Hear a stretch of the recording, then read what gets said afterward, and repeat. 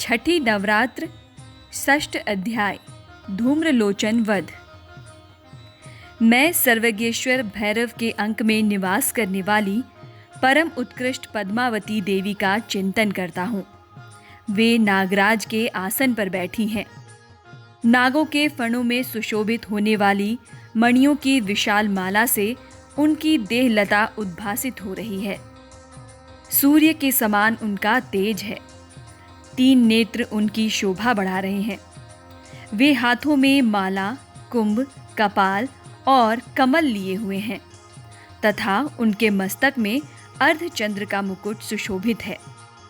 ऋषि कहते हैं, देवी का ये कथन सुनकर दूत को बड़ा अमर्ष हुआ और उसने दैत्यराज के पास जाकर सब समाचार विस्तार पूर्वक कह सुनाया।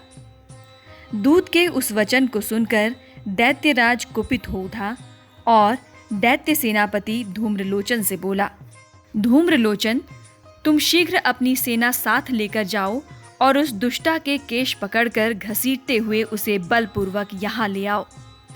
उसकी रक्षा करने के लिए यदि दूसरा कोई खड़ा हो तो वो देवता, यक्ष अथवा गंधर्व ही क्यों ना हो, उसे अवश्य मार डालना। ऋषि कहते हैं, शुंभ के इस प्रकार आज्ञा देने पर वह धूम्रलोचन दैत्य 60,000 असुरों की सेना को साथ लेकर वहां से तुरंत चल दिया। वहां पहुंचकर उसने हिमालय पर रहने वाली देवी को देखा और ललकार कर कहा, अरे तू शुंभ निशुंभ के पास चल। यदि इस समय प्रसन्नतापूर्वक मेरे स्वामी के समीप नहीं चलेगी तो मैं बलपूर्वक तुम्हारे केश पकड़कर घसीटते हुए तुझे ले जाऊंगा। देवी बोली, तुम्हें दैत्यों के राजा ने भेजा है। तुम स्वयं भी बलवान हो और तुम्हारे साथ विशाल सेना भी है। ऐसी दशा में यदि मुझे बलपूर्वक ले चलोगे तो मैं तुम्हारा क्या कर सकती हूँ। ऋषि कहते हैं, देवी के यूं कहने पर असुर धूम्रलोचन उनकी ओर दौड़ा।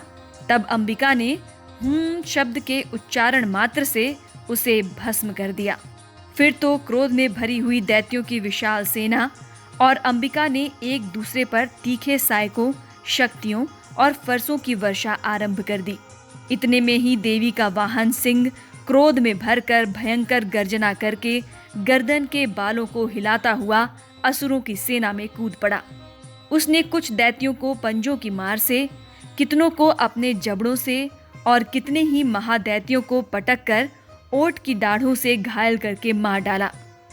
उस सिंह ने अपने नखों से कितनों के पेट फाड़ डाले और थप्पड़ मारकर कितनों के सिर धड़ से अलग कर दिए।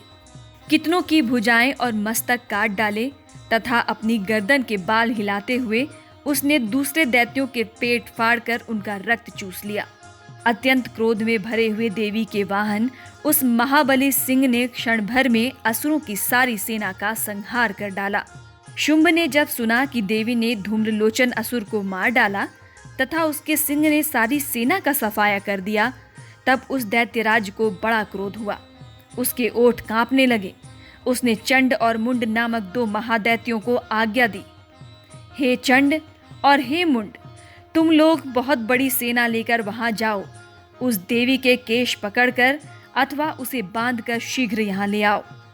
यदि इस प्रकार उनको लाने में संदेह हो तो युद्ध में सब प्रकार के अस्त्र और शस्त्रों तथा समस्त आसुरी सेना का प्रयोग करके उसकी हत्या कर डालना। उस दुष्टा की हत्या होने तथा सिंह के भी मारे जाने पर उस अंबिका को बांधकर साथ ले शीघ्र ही लौट आना। इस प्रकार श्री मार्कंडेय पुराण में सावर्णिक मनवंतर की कथा के अंतर्गत देवी महात्म्य में धूम्रलोचन वध नामक छठा अध्याय पूरा हुआ। प्रेम से बोलिए जय माता दी।